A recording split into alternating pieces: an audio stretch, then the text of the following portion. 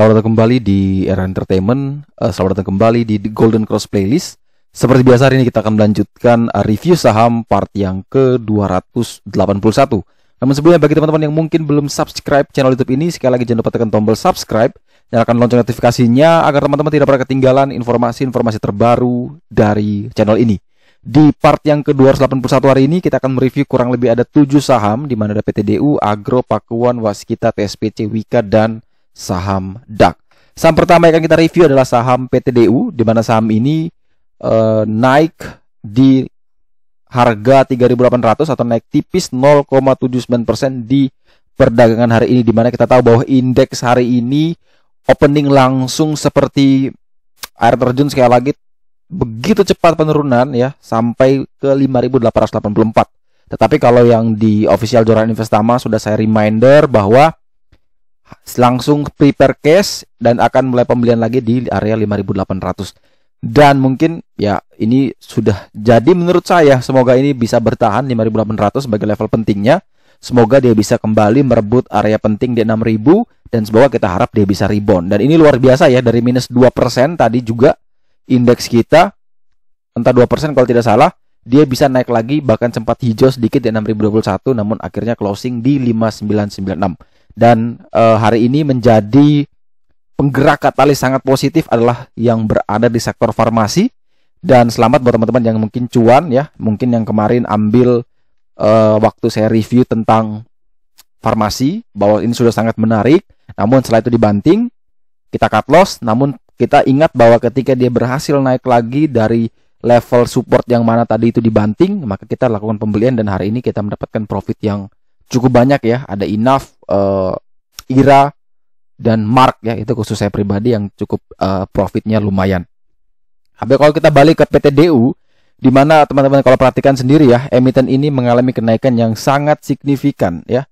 Entah dia dari harga berapa ini, tapi kenaikannya sudah sangat luar biasa sampai di 3.800. Kalau kita berbicara tentang perusahaannya, yaitu Jasa Uber Sakti ini, kalau kita perhatikan bahwa emiten ini memiliki atau mulai IPO ya, listing date-nya itu dari tanggal 8 Desember 2020 dengan IPO price-nya adalah di harga 100. Dari harga 100 tersebut saat ini sudah sampai di 3.800. Artinya ada kenaikan yang sangat signifikan. Dan kenaikan ini belum ada tercermin suatu penurunan yang berarti. Jadi tidak ada penurunan yang sangat berarti mulai dari dia 100 di Januari, kemudian Februari sampai Februari dia mulai stagnan, namun di Februari dia mulai mengalami lompatan ke 1.900-an, kemudian mengalami sideways dulu di bulan April, kemudian Mei dia turun sedikit ke 1.300 dan hari ini dia kembali ke 3.800. Jadi kalau yang investasi 1 juta mungkin di bulan Desember saat IPO mungkin, maka hari ini kita tidak tahu berapa uang yang didapat ya. Ini mungkin sekitar 38 kali ya. Jadi 38 kali dari modal kita bisa naik luar biasa ini. Jadi kalau misalkan invest saat IPO dengan harga 100, teman-teman belikan 1 juta dan dia bisa naik sampai di 3.800, maka kalau 1 juta itu teman-teman bisa dapat kurang lebih ada sekitar 100 slot. Dan kalau 100 slot dikali harga saat ini, maka teman-teman bisa mendapatkan uang kurang lebih 38 juta. Dan itu uang yang sangat besar hanya dengan modal 1 juta dalam kurun waktu yang sangat singkat. Ini 6 bulan ya. Jadi tidak ada investasi yang naiknya segila itu. Tapi entahlah, kita tidak bisa sekali lagi mengetahui kenapa. Yang jelas di saham capital market itu sekali lagi saya percaya bahwa yang mendorong pergerakan itu memang dari psikologi. Yang lain sebagai indikator pendukung, tapi psikologi lah yang membentuk permintaan, yang membentuk supply yang besar, yang akhirnya menjadi tarik-menarik yang membuat harga saham itu bisa terbang tinggi atau bahkan hancur bertubi-tubi. Jadi sekali lagi untuk PTDU, jelas di sini saya tidak bisa merekomendasikan apa-apa karena kenaikannya sangat luar biasa. Walaupun dia naik itu pelan, tapi selalu konsisten. Nah, pertanyaannya adalah kapan dia akan mengalami penurunan? Karena di satu sisi bahwa saya percaya ketika sebuah emiten itu naik begitu cepat, maka ada peluang juga dia akan mengalami koreksi, dan tidak semua emiten yang sudah naik tinggi bisa naik terus. Pasti mereka akan ada terjadi koreksi terlebih dahulu. Nah, koreksi itulah yang menurut saya bisa kita manfaatkan untuk kita ambil momentum atau mulai membeli. Tapi kalau masih posisi kondisinya adalah masih up, masih terus naik, pertanyaannya adalah apakah kita akan menjadi orang yang cuci piring nantinya, atau nanti kita juga bisa mendapatkan profit. Nah, ini kembali lagi kepada teman-teman yang memutuskan. Jadi sekali lagi untuk PTDU saya cuma bisa menginformasikan saat ini PTDU memiliki level support di 3.710. Itu menjadi level pentingnya. Kalau itu tidak mampu ditahan, maka ada peluang besar dia akan terus turun ke 3.520, bahkan sampai ke level PBL di 2.510. Jadi kalau mau coba-coba, mau trading ya silakan ambil di atas 3.710. Targetnya silakan atur sendiri, bisa pasang di 4.000, atau kalau takut ya sudah mending tunggu saat dia koreksi. Jadi ini murni kembali kepada teman-teman. Selanjutnya kita punya saham agro, ya, di mana saham agro ini juga sudah kita bahas terus, namun masih ada yang request juga. Mungkin bisa lihat di part-part sebelumnya. Jadi kalau kita perhatikan secara daily chart, maka di sini agro sedang mengalami konsolidasi ya, setelah mengalami kenaikan yang cukup signifikan ya. Ada satu candle yang cukup panjang sekali, cukup lebar, namun setelah itu dia diikuti dua candle yang tidak terlalu besar. Nah, ini menjadi sebuah kondisi yang menurut saya hati-hati. Karena apa? Di level penting ini dia masih berusaha untuk menembus area resistennya.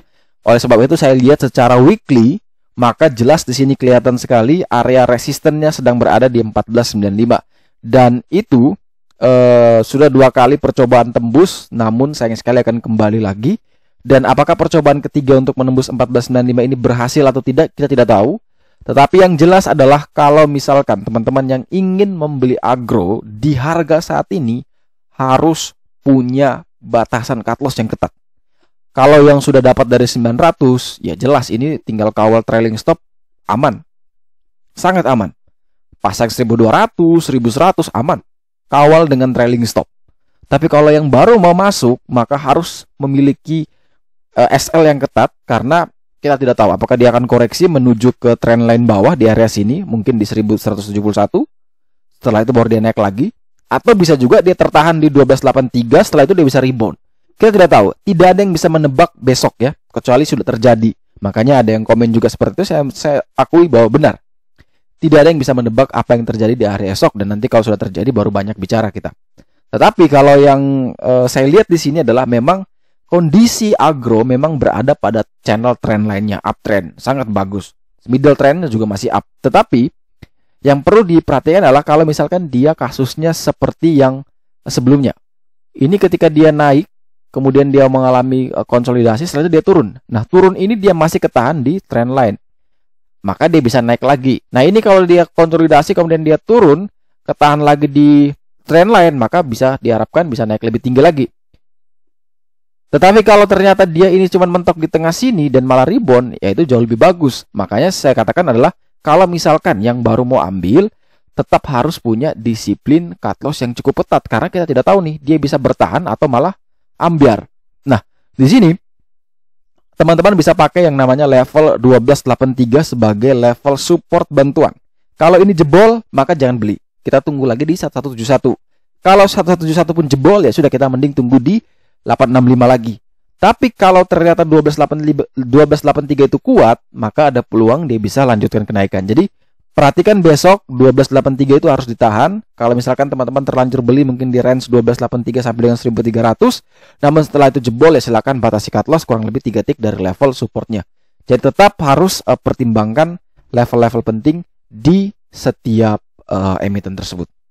Selanjutnya kita punya saham Pakuwon, di mana saham ini juga sudah saya bahas di part sebelumnya karena dia sudah jebol PBL, jadi kita tidak bisa ambil posisi saat ini. Level PBL di 462 tidak mampu ditahan. Saat ini dia minus 6,07% di 434 dan masih punya peluang untuk terus melanjutkan kenaikan dengan next target penurunan secara daily adalah di 312. Itu adalah low 40 hari harga terendahnya. Tetapi kalau misalkan teman-teman perhatikan Pakuwon, kalau misalkan teman-teman perhatikan Pakuwon, ini secara, ini masih sama-sama secara daily. Nanti kita coba lihat secara weekly. Saya coba buka The Golden Cross.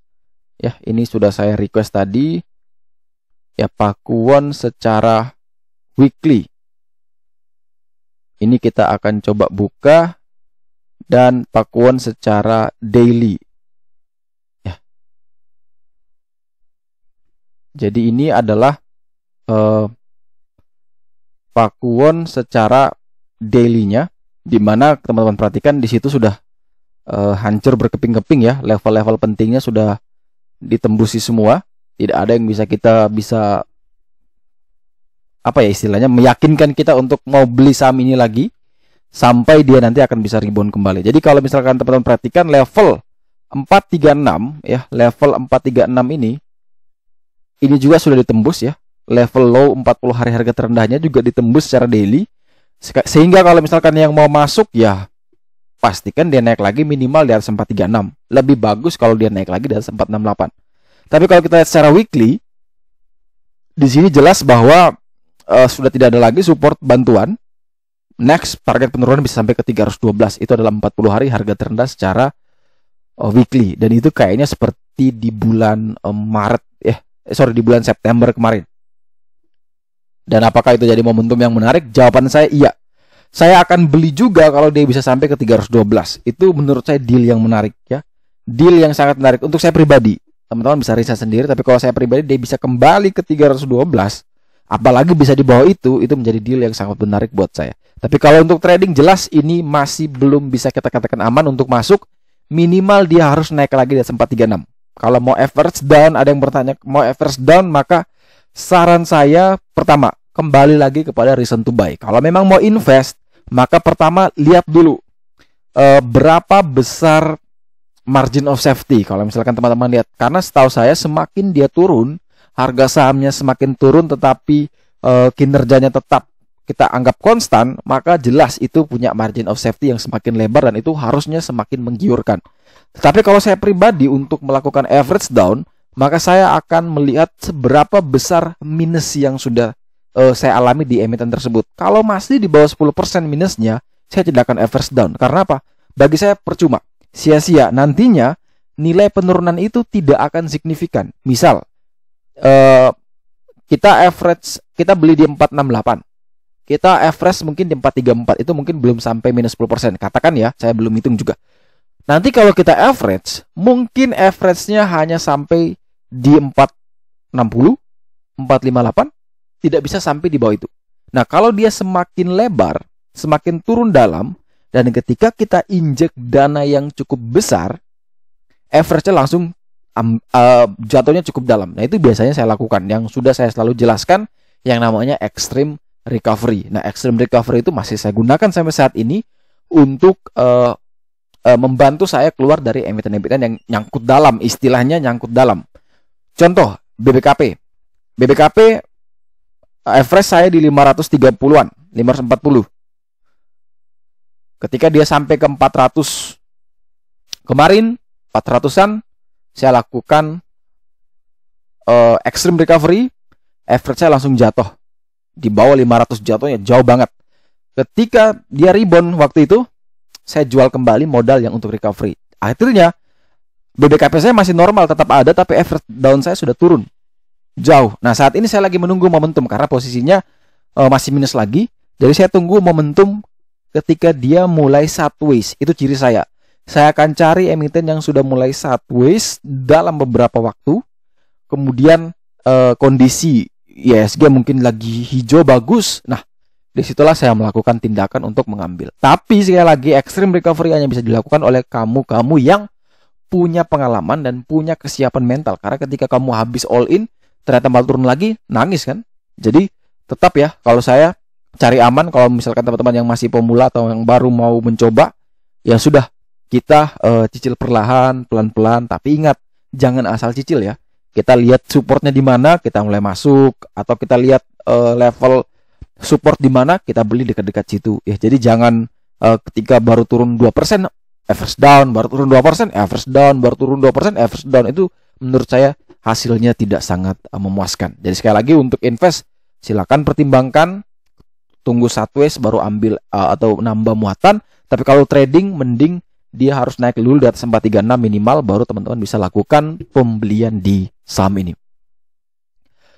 Selanjutnya teman-teman, sekali lagi saya mau mengingatkan bahwa yang masih belum mendaftar registrasi live webinar Bandarmologi 2-in-1 dan belajar valuasi saham, teman-teman bisa segera lakukan pendaftaran dari tanggal 3 sampai dengan 30 Juni. Artinya kurang lebih hanya sekitar seminggu lagi webinar ini akan ditutup, di mana teman-teman bisa lakukan registrasi di bit.ly/joranbandar, dan juga teman-teman bisa lakukan klik link di deskripsi ya. Misalkan teman-teman malas klik link tersebut, ya silakan ada di deskripsi ini, silakan klik saja. Nanti akan ada Google Form yang bisa teman-teman isi, dan nantinya teman-teman akan mendapatkan spesial bonus 1 bulan TGC Premium senilai 150.000. Jadi TGC Premium ini adalah fasilitas dari The Golden Cross berupa chart, berupa alert, berupa saham-saham yang dekat PBL, dan juga teman-teman akan mendapatkan fasilitas nanti ada grup diskusinya juga, dan ini akan teman-teman bisa akses di tanggal 5 Juli. Ya, setelah webinar selesai, kita akan berikan akses 1 bulan gratis buat teman-teman untuk bisa memperdalam lagi teknikal menggunakan bantuan dari The Golden Cross. Selanjutnya kita punya saham Waskita. Ini ada juga yang bertanya kapan kita harus average down Waskita dan Wika. Saya coba kembali mengulas bahwa Waskita jelas memiliki low 40 hari harga terendah di 930.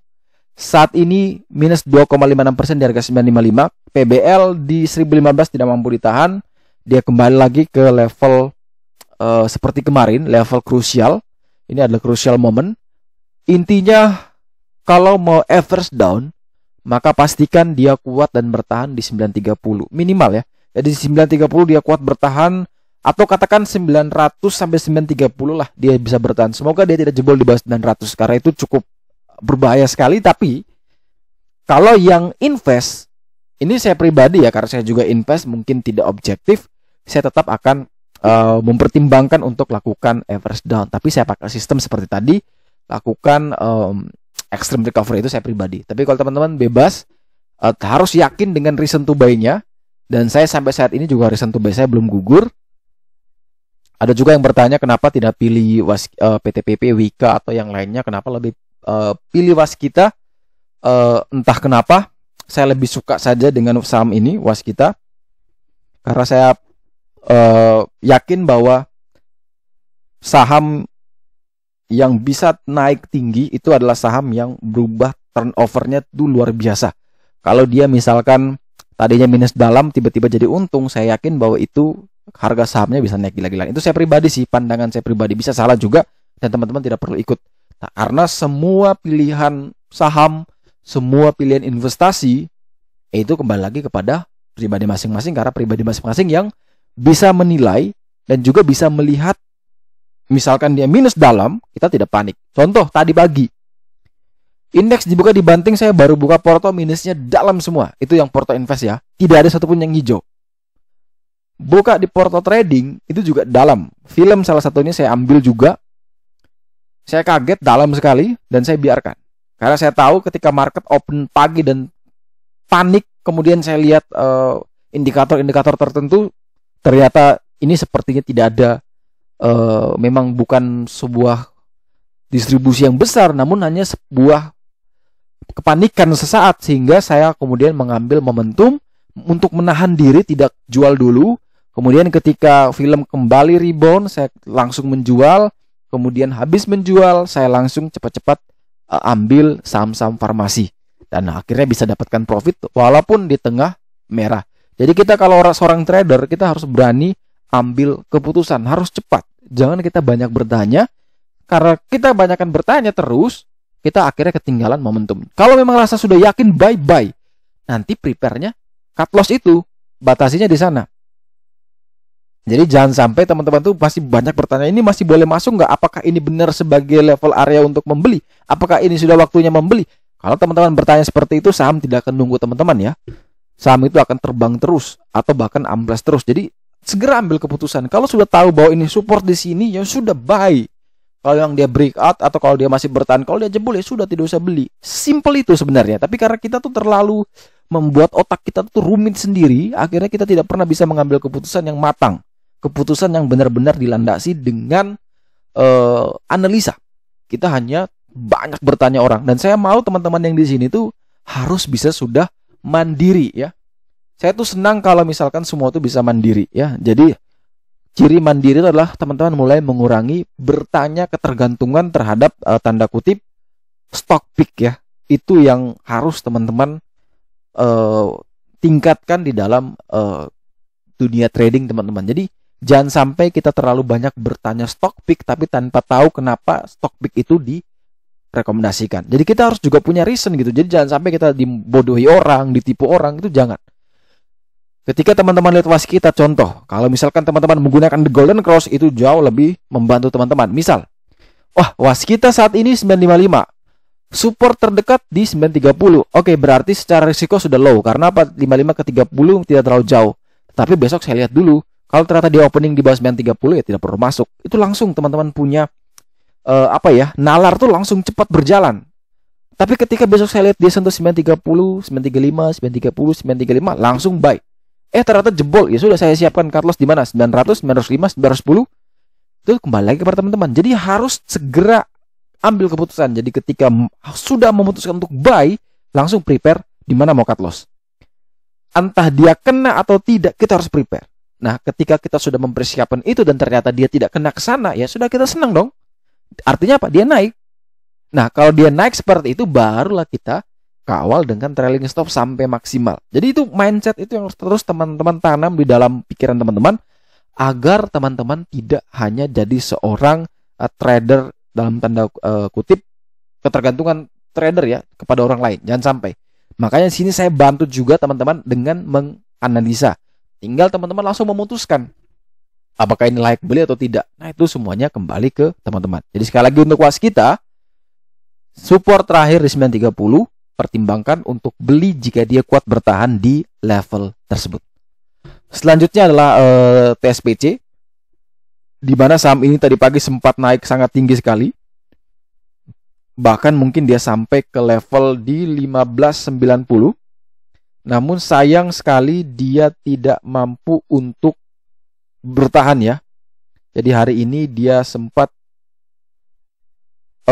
hari ini dia sempat ke 1790. Namun dia tidak mampu bertahan, di mana level PBH di 1590 berhasil ditembus, tapi sayang sekali closingnya hanya di 1600. Namun ada namunnya nih. Closing di 1600 ini menarik karena dia tepat berada 2 tick di atas level PBH. Ini luar biasa. Dia dibanting cukup dalam tapi masih bisa bertahan di atas 1590. Sehingga kalau kita perhatikan bahwa yang PBH kita kenal sebagai resisten, kemudian karena harga saat ini 1600, maka otomatis PBH ini jadi support. Nah, support terkuatnya di 1590. Artinya jarak ini dekat sekali. Kita yang mungkin belum punya kesempatan untuk membeli, bisa pertimbangkan selama TSPC masih bisa bertahan di atas 1590. Jadi kalau misalkan mau beli 1590 sampai dengan 1600, target kenaikan sampai ke 1800, batasi cut loss 3 tick dari level 1590. Mungkin 1560, 1550, silakan teman-teman pakai itu sebagai batasan untuk lakukan cut loss. Dan berikutnya kita punya Wika, sama seperti Sawas kita. Emiten ini juga ditutup minus 2,23% di harga 1100. Dan saya ingat ini harga yang menurut saya cukup rendah ya dari beberapa bulan lalu, mungkin dari awal tahun. Dia kembali lagi ke area tersebut. Walaupun saya berharap dia bisa ke 800 lagi, tapi ya sudah, dia mentok di sini. Dan di level saat ini pun dia sudah jebol semua level-level pentingnya, baik dari PBL di 1210, kemudian juga baru jebol di low 40 hari harga terendah di 1125. Dan saat ini dia memiliki support terakhir, support bantuan di 1020, itu adalah support trendline. Jadi kalau support trendline itu jebol lagi, maka jelas penurunan ini bisa terus berlanjut ke level yang paling dalam. Tetapi Kalau misalkan teman-teman yang ingin membeli, memang jelas saya lebih saran ya, minimal nih dia naik lagi di atas 125. Lebih bagus kalau dia bisa naik lagi di 1210. Tapi kalau misalkan teman-teman mau curi star, mencoba spekulatif buy, ya sudah, dia naik di atas 1125 baru pertimbangkan beli. Jadi buy 1125, 150, target ke 1210, cut loss kurang lebih di 1100 ya cut lossnya, atau mau lebih jauh di 1020. Dan saham terakhir yang akan kita review di part yang ke-281 hari ini adalah saham DAX, di mana saham ini tutup minus 6,58% di harga 142.